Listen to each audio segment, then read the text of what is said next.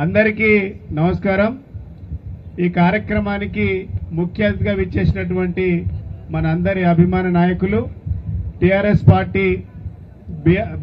Party deputy floor leader Harish అన్న గారికి, వేదిక మీద ఉన్నటువంటి మా స్థానిక ఎమ్మెల్యే గారు ముఠా గోపాల్ గారు, మాజీ ఎమ్మెల్యే గారు, అదేవిధంగా నర్సంపేట మాజీ ఎమ్మెల్యే గారు పెద్ద సుదర్శన్ గారు, ఈ కార్యక్రమాన్ని ఇంత పెద్ద ఎత్తున ఆర్గనైజ్ చేస్తున్నటువంటి మన రాంబాలన్న నాయక్ గారికి, అదేవిధంగా మీ కమిటీ మొత్తానికి కూడా పేరు పేరున మేము రామ్ తెలియజేస్తా ఉన్నాం।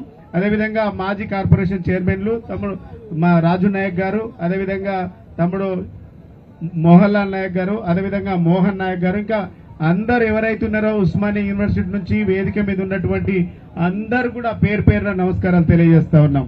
మీడియా ప్రతినిధులకు కూడా నమస్కారాలు తెలియజేస్తా ఉన్నాం। ఈ రోజు కాంగ్రెస్ పార్టీ అధికారంలోకి వచ్చి 30 నెలలైంది। ఈ 30 నెలల్లో కాంగ్రెస్ పార్టీ అధికారంలోకి రావడానికి ఎస్సీ ఎస్టీల ఓట్లు దండుకొని అధికారంలోకి వచ్చింది। ఎస్సీ ఎస్టీలకు అన్ని వర్గాలకు ఎట్లయితే మోసం చేసిందో ఎస్సీ ఎస్టీలకు అనేక హామీలు ఇచ్చింది కాంగ్రెస్ పార్టీ। కాంగ్రెస్ పార్టీ అధికారంలోకి వస్తే ఇది కాదు ఏది అంటే అది చేస్తామనేసి నోటికొచ్చిందల్లా రేవంత్ రెడ్డి గారు ఆ రోజు చెప్పిండ్రు। ఈ రాష్ట్రంలో కాంగ్రెస్ పార్టీ అధికారంలోకి రావడానికి 6 డిక్లరేషన్లు ఇచ్చిండ్రు।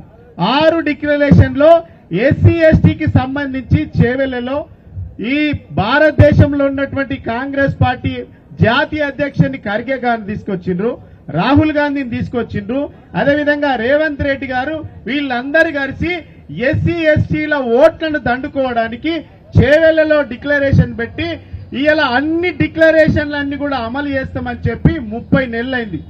తమాషా ప్రకారం రిజర్వేషన్ ఇస్తామని చెప్పిండ్రు, రిజర్వేషన్ కి అనుకూలంగా ఉద్యోగాలు ఇస్తామని చెప్పిండ్రు।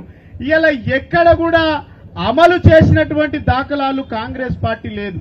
ఇలా కేవలం ఈ రాష్ట్రంలో 31 సీట్లు ఎస్సీ ఎస్టీల శాసనసభ్యులుంటే 25 సీట్లు కాంగ్రెస్ పార్టీకి గెలిపించినాం।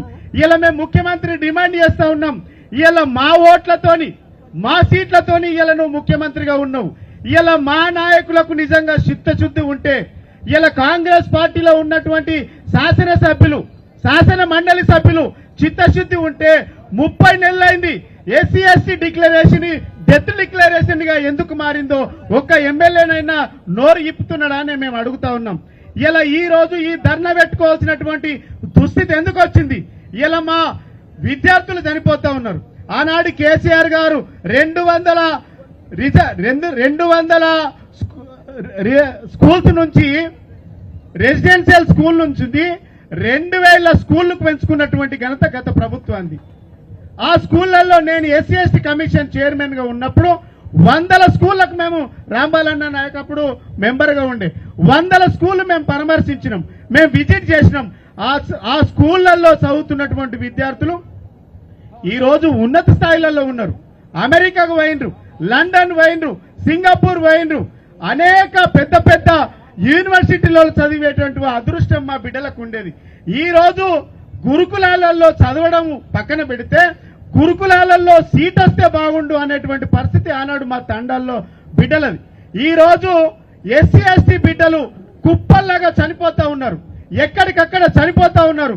30 నెలల్లో దాదాపుగా 200 మంది విద్యార్థులు చనిపోతే ఈ రాష్ట్ర ప్రభుత్వం ఎడ్యుకేషన్ మంత్రి ఆయన్నే, ఇలా కొద్ది రోజులు సోషల్ వెల్ఫేర్ మంత్రిగా ఆయన ఉన్నాడు, ఒక్కరోజు కూడా ఆ విద్యార్థుల చావుల పట్ల 1000కి పైగా విద్యార్థులు అస్వస్థతకు గురైతే ఏనాడు కూడా ఈ ముఖ్యమంత్రి మాట్లాడతలేడంటే ఈ వర్గాల పైన ఆయనకి ఎంత చిత్తశుద్ధి ఉందో, ఈ వర్గాల పైన ఎంత విషం చిమ్ముకున్నాడో ఒకసారి దళిత బిడ్డలుగా, ఆదివాసి బిడ్డలుగా, లంబాడి బిడ్డలుగా మనం అందరం కూడా ఆలోచన చేయాల్సినటువంటి అవసరం ఉంది। ఇలా ముఖ్యమంత్రికి మేము ఒకటే హెచ్చరిస్తా ఉన్నాం ఈ వేదిక నుంచి, మా ఓట్లు లేకపోతే మా సీట్లు లేకపోతే నీ గద్దె 24 గంటలలో దిగుతుందన్న సంగతి గుర్తుపెట్టుకోవాలి। ఇలా మమ్మల్ని మా బిడ్డల చావులకు కారణం మీరు, మా చదువులు ఇలా మధ్యలో ఆగిపోవడానికి కారణాలు మీరు।